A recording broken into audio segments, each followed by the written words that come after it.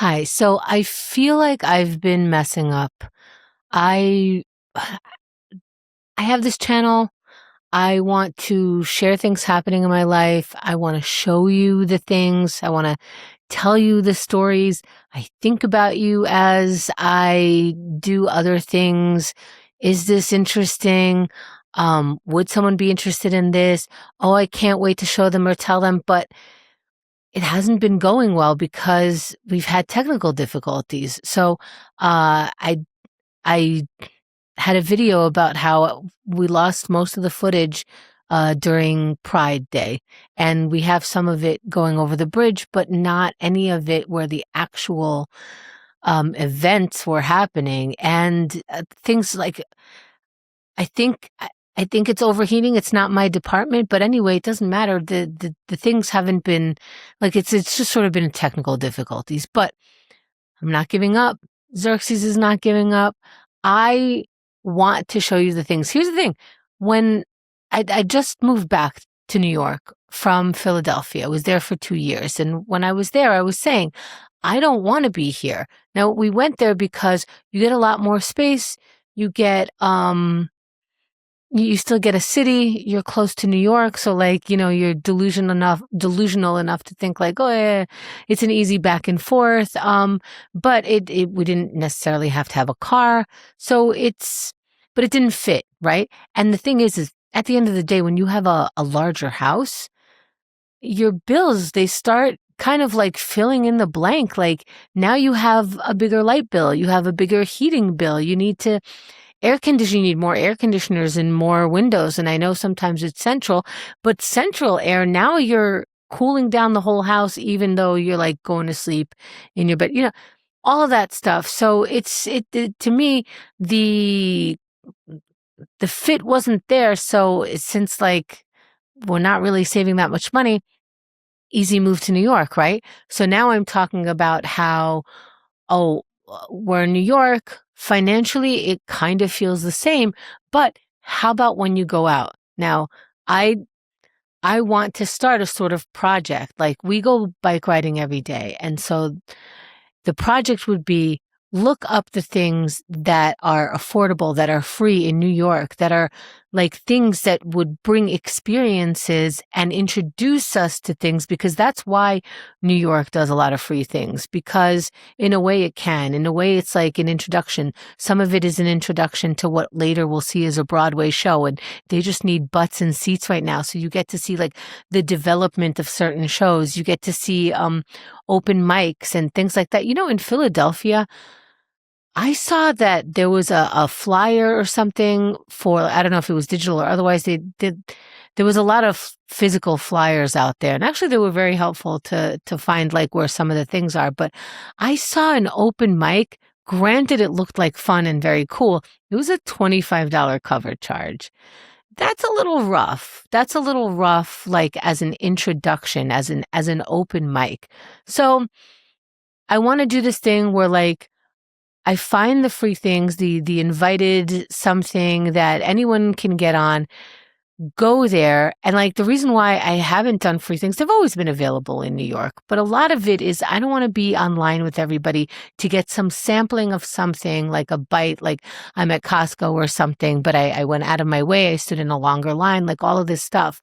And I don't want to wait in a long line. I don't want to be disappointed. And then there's always this thing where it's like, yes, the event is from 2 to 5, but it's while supplies last or for the first 50 people. And I just don't think I'm going to be those people. And even if I am, it sounds like a really long line.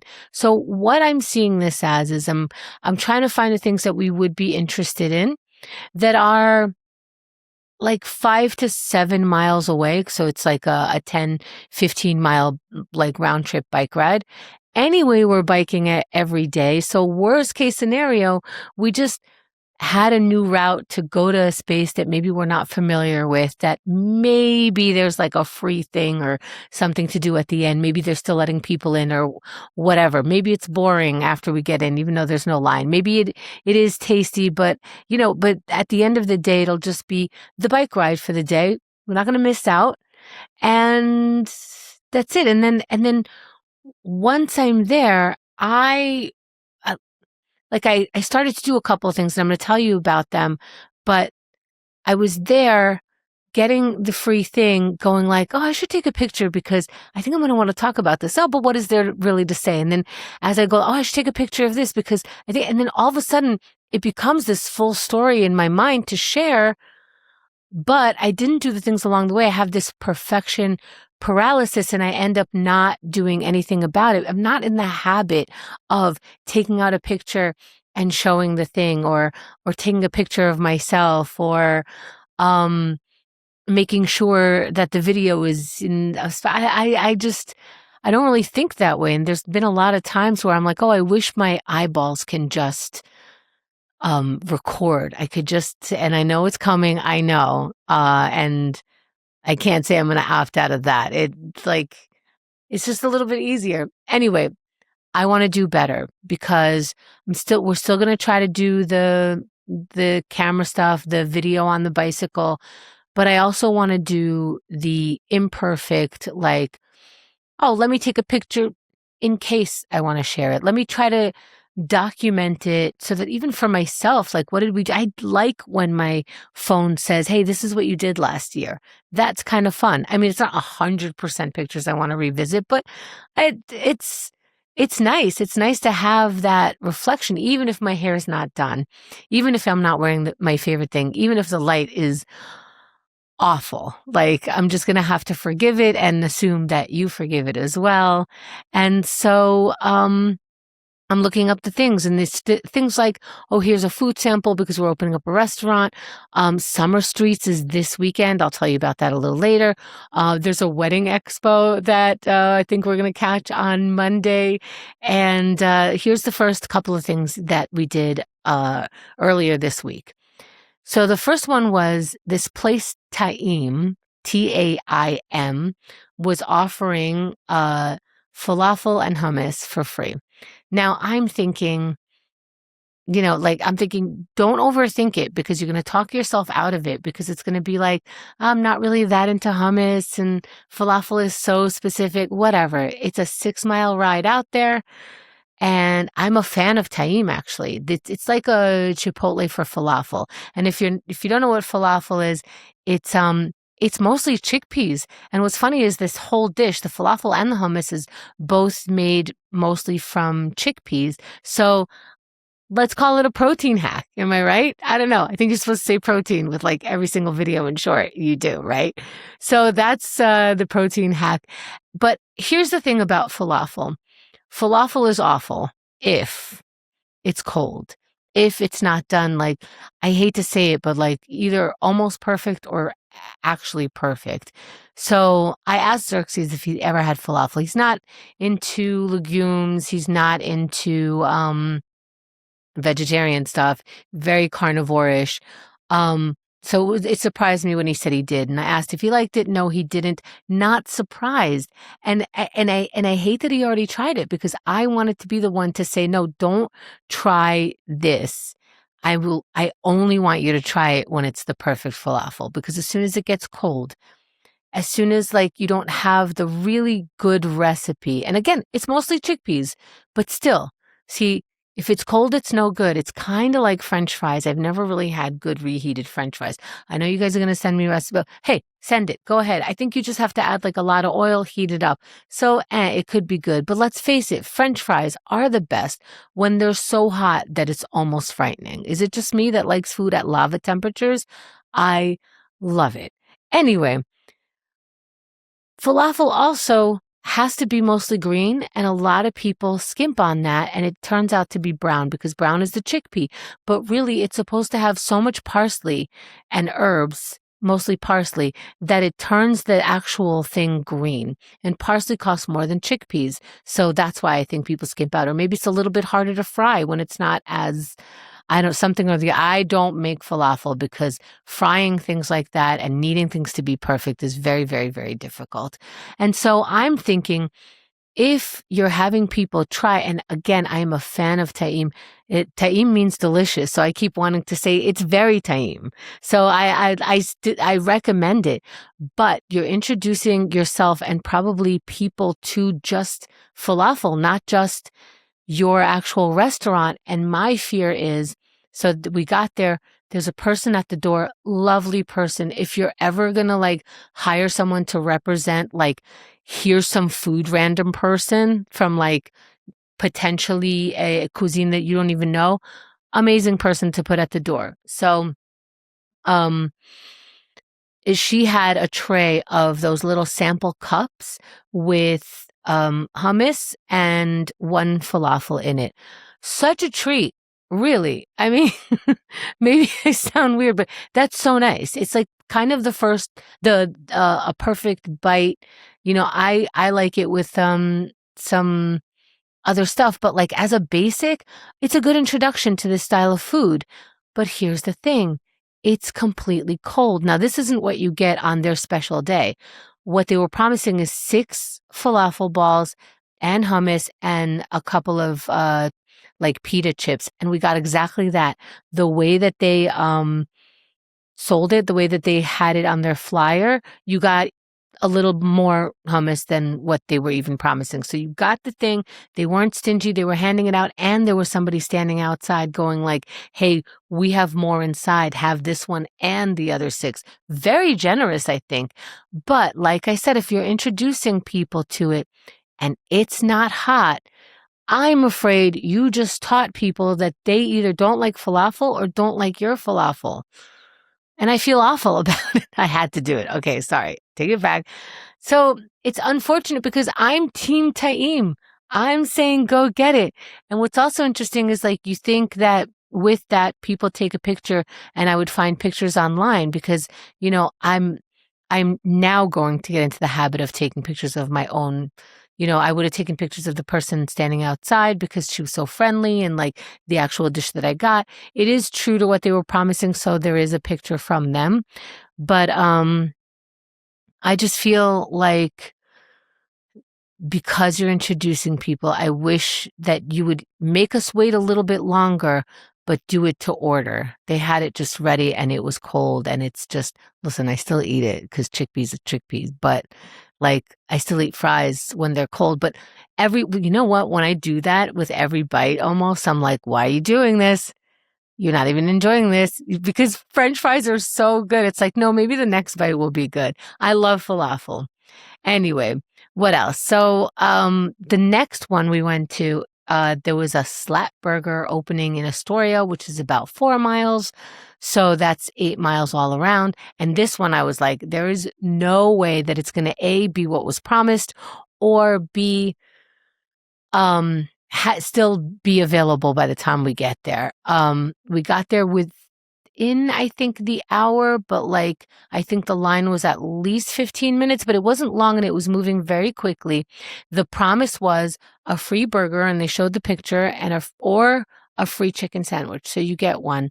I was hoping to pick because I'm picky. But it did say while supplies last. So I'm like, all right, once again, we can go over there. It could be a line around the block that we just deem like, look, we're either not going to make it because the supplies won't last, or we are, and who cares? I don't want to stand on this line for a sandwich. But it's just going to be a bike ride. When we got there was like those balloons outside to say, hey, we're doing something. Short line, moved fast, like I said.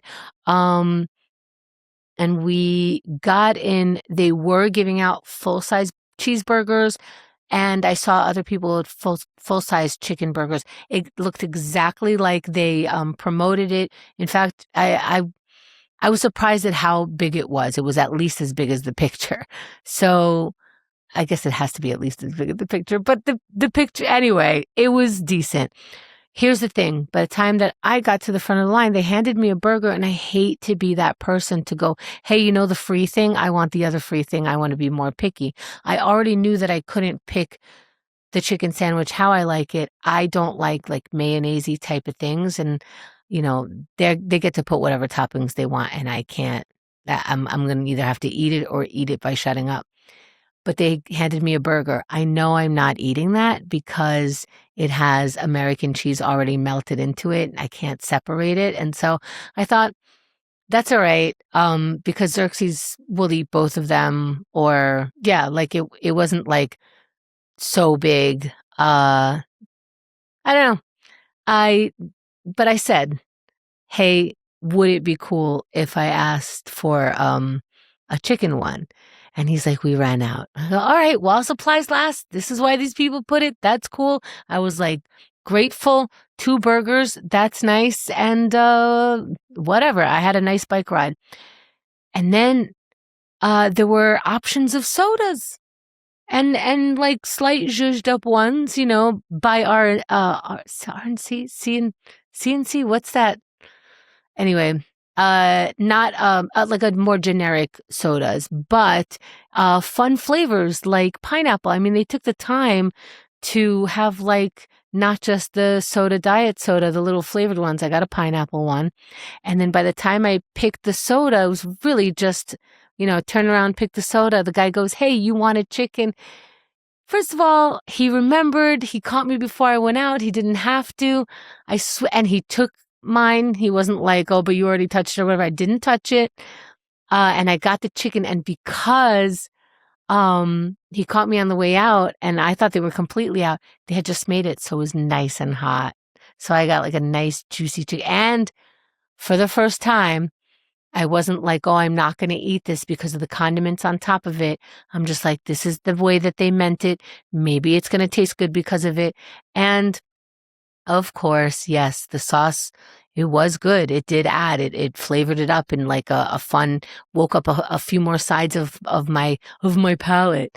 It was very good. Unfortunately, Xerxes burger was cold. And again, if you're sampling, and the line was moving. So I don't want to like shit on anybody.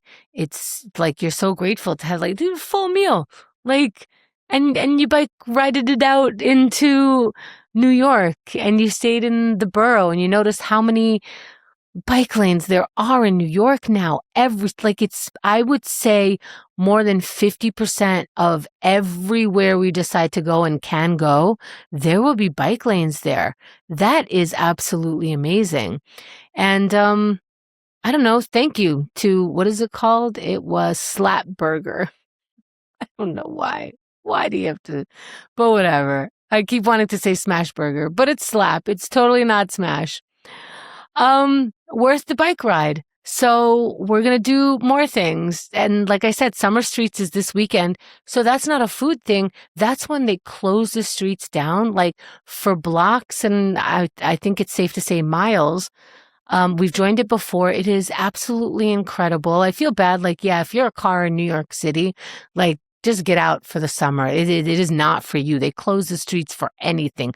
Parades and fairs and festivals and bicycle rides, all this stuff. Just leave if you have a car. Go somewhere in the open. You're not going to like how much you have to go around everybody else.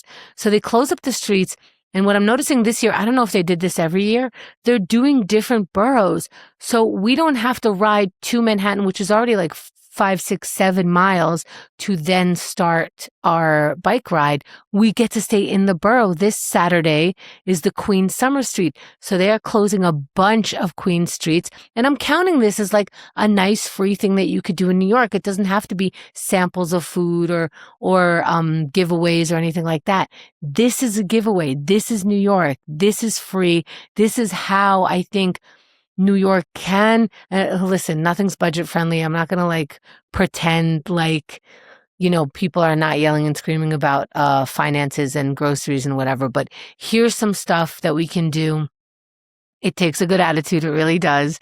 Like I said, just for us, it's like, this will just be our bike ride. We will get to see different parts of Queens, Brooklyn, Manhattan. Oh, I went to the Bronx the other day, just went over a bridge. Oops, I'm in the Bronx. But now, wow. Anyway, so I'll keep telling you about it. I will take pictures and video and, let's see what I can do. Like, let's see how I can show you. And if you can like really see it through me, maybe you'll fall in love with New York or just visiting New York, or maybe you'll just, enjoy the love that I have for New York and for anywhere. If we start traveling, this is sort of the practice of the things that I want to share about, like when I get to go outside and when I want to like blink my eye and it takes a picture so I can show you. Let's do that for a little bit. Thanks for listening to this. Can you click a button? But thanks. I appreciate you listening.